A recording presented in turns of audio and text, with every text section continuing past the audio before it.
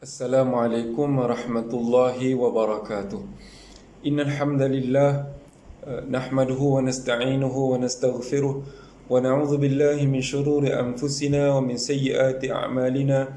May yahdihillahu fala mudilla lahu wa may yudlil fala hadiya lahu. Asyhadu an la ilaha illallah wahdahu la syarika lahu wa asyhadu anna Muhammadan abduhu wa rasuluh. Qala rabbi syrah li sadri wa yassir li amri wahlul 'uqdatam min lisani yafqahu qawli.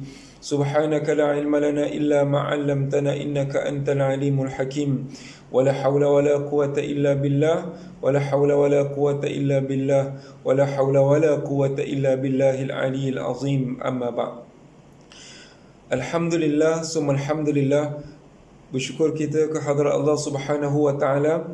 Pada kali ini kita dapat bersama-sama, insya-Allah pada kali ini saya akan kongsikan tentang 5 perkara yang perlu disegerakan.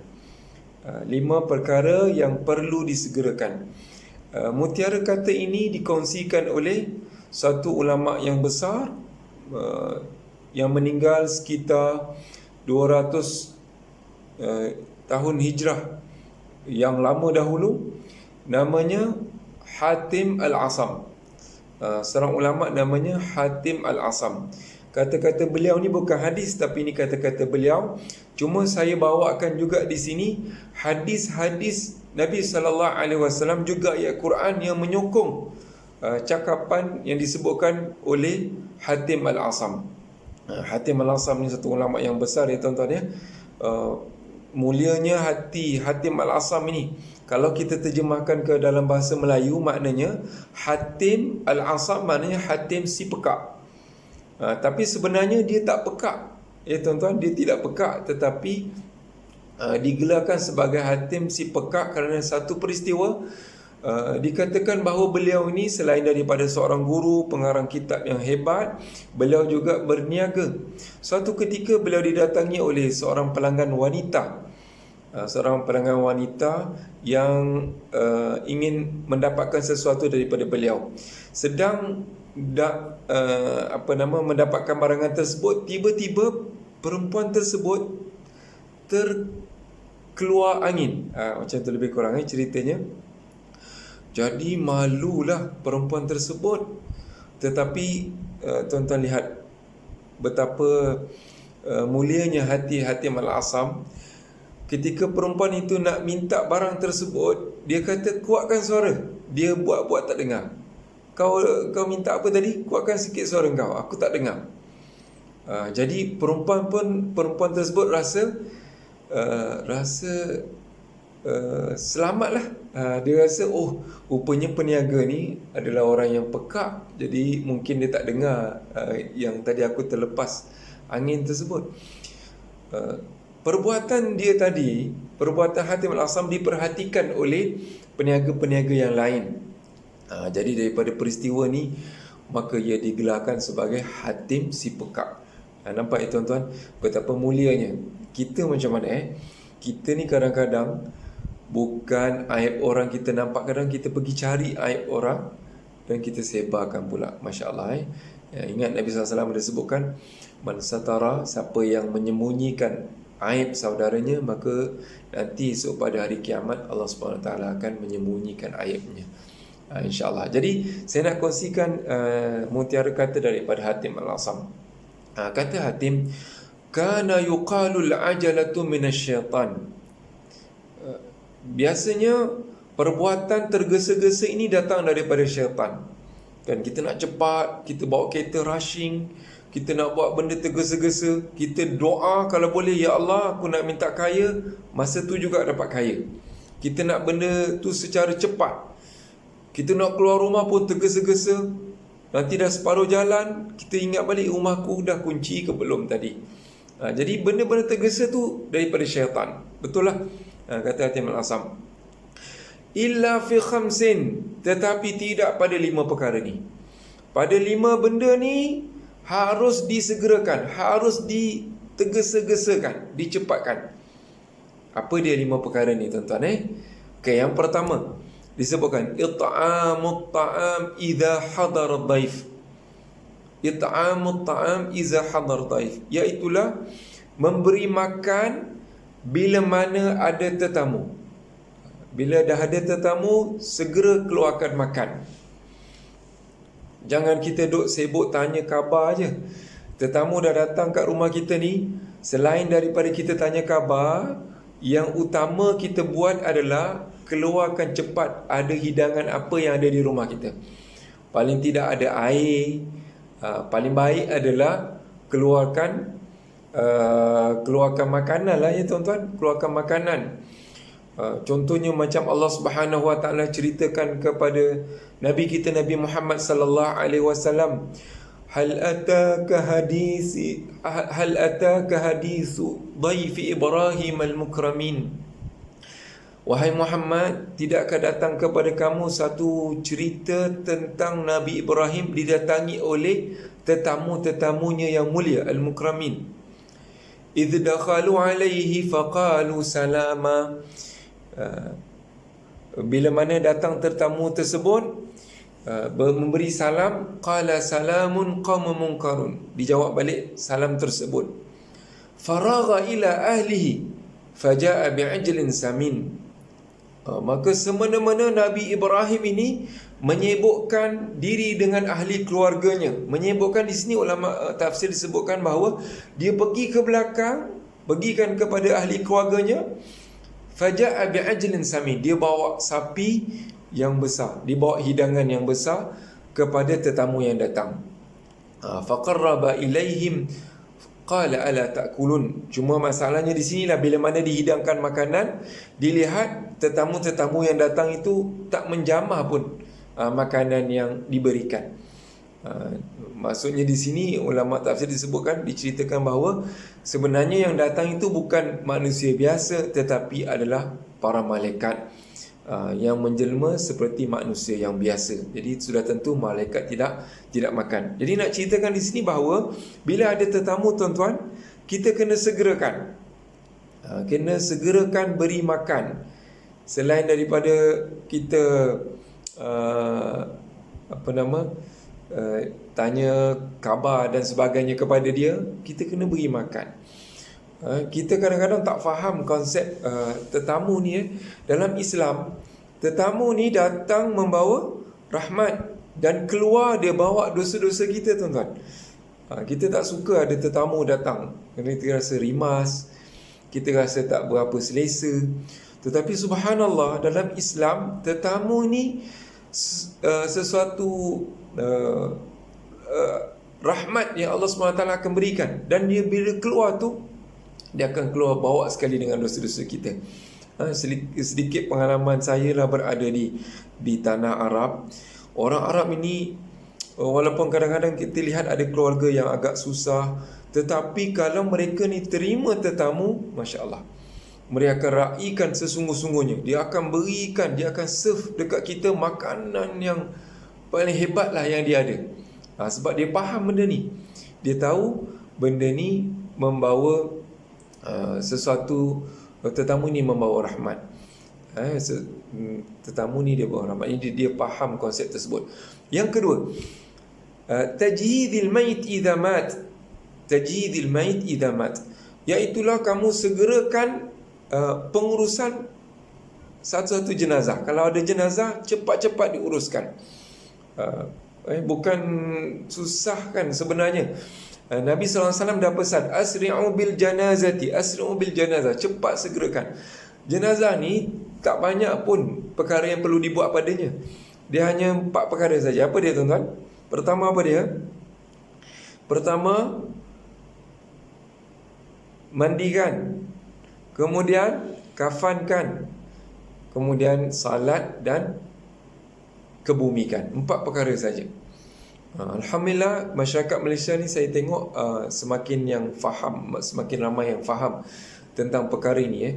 Maknanya kalau meninggal, lebih kurang katakan meninggal pukul 5 pagi, selesai postmortem pukul 7, selesai semua bawa balik ke rumah dalam pukul 9 pagi. Jadi cantiknya pukul 11 dah kebumikan. Kalau meninggalnya pukul 10, paling tidak lepas zuhur ataupun asar macam tu dah kebumikan.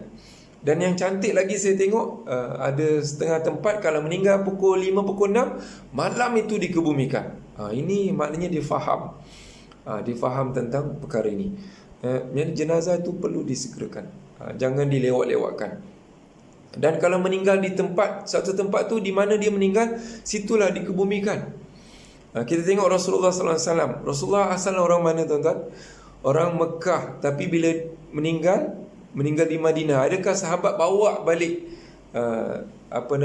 Rasulullah SAW tu bawa balik ke Mekah? Tidak kan? Rasulullah dimakamkan di bumi Madinah tu juga. Ini perkara yang perlu kita faham. Maknanya contoh kalau satu kes meninggalnya di Penang, tak payahlah nak susah bawa balik ke Johor ni. Contoh kalau dekat Penang, so sana. Lagi kalau meninggal di Mekah, tak ada keperluan pun nak bawa balik sini ke Malaysia. Mekah bumi barakah, meninggal tanam dekat sana terus. Meninggal di mana? Di Sydney Australia ke, dekat mana-mana ke, terus dikafankan. Maknanya ni. Dan jangan dilewatkan, jangan ditunggukan 2 hari, 3 hari, 4 hari. Subhanallah, ini satu perkara yang tidak baik. Jadi hatim pesan pada kita, kena segerakan sebagaimana yang Nabi sebut, asri'u bil janazati. Nombor 3 iaitulah menikahkan anak gadis. Idza khataba ilaikum man taradawna dinahu wa khuluqa fazawwijuh. Kata Nabi sallallahu alaihi wasallam, bila mana datang satu orang nak meminang anak kamu, anak perempuan kamu, maka kalau kamu tahu dia punya agamanya, kahwinkan saja. Jangan tangguh-tangguhkan. Bukan kita tanya berapa akaun yang dia ada, berapa ribu, pekerjaan apa yang dia ada. Cukup kalau kita tahu agamanya. Jangan disekat-sekat. Kalau kita ada anak perempuan, kita tengok anak perempuan kita dah tahu dah, dia dah ada kawan sebagainya, kawan rapat lelaki, dan kita tahu situasi keadaannya. Kalau dia bertunang, janganlah dalam tempoh yang sangat-sangat panjang. Jadi syaitan itu sentiasa mengambil peluang dan ruang untuk menyesatkan anak Adam ni. Jadi Nabi pesan, cepatkan. Kalau dah sampai masa dia, cepatkan.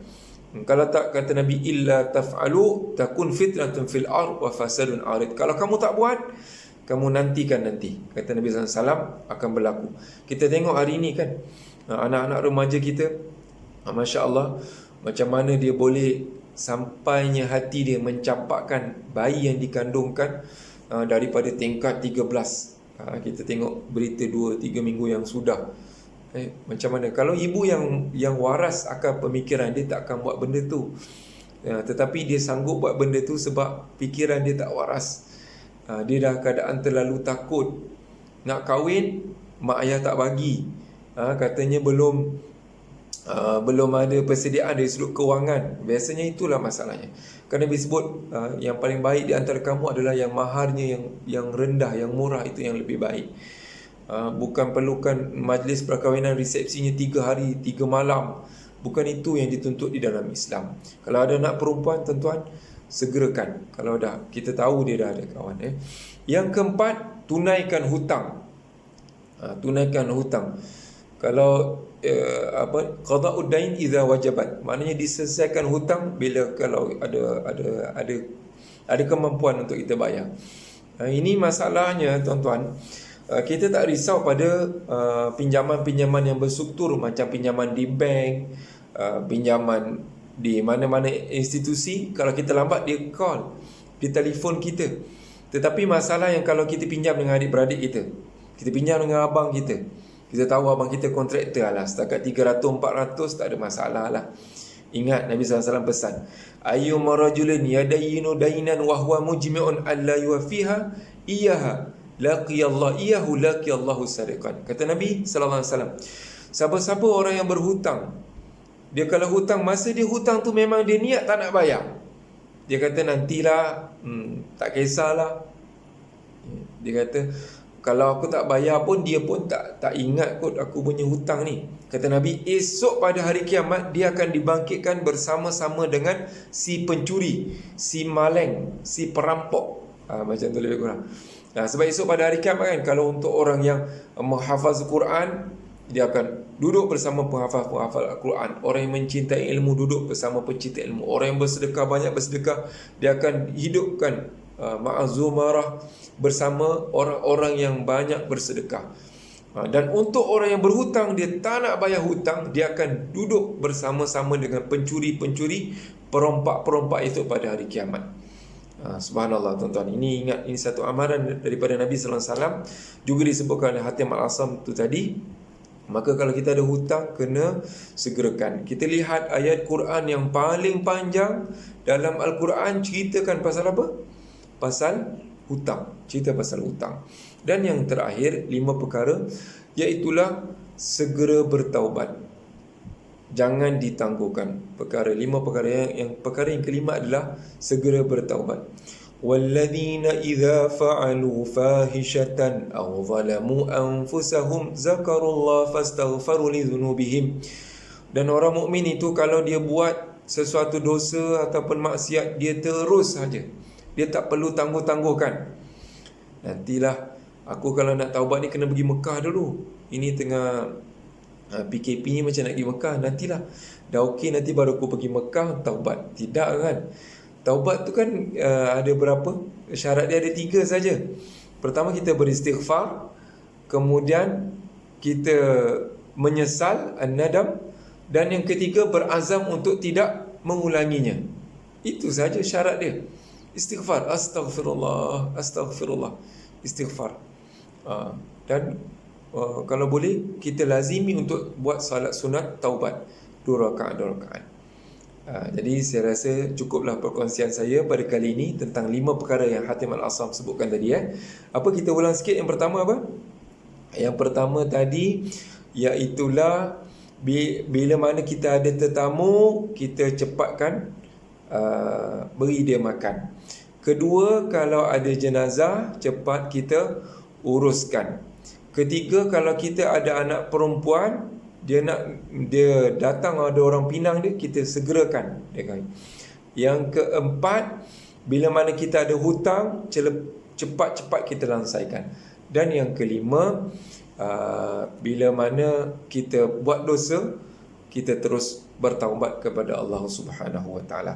Mudah-mudahan 5 perkara ini dapat sama-sama kita buat, kita laksanakan, jangan ditangguh-tangguhkan.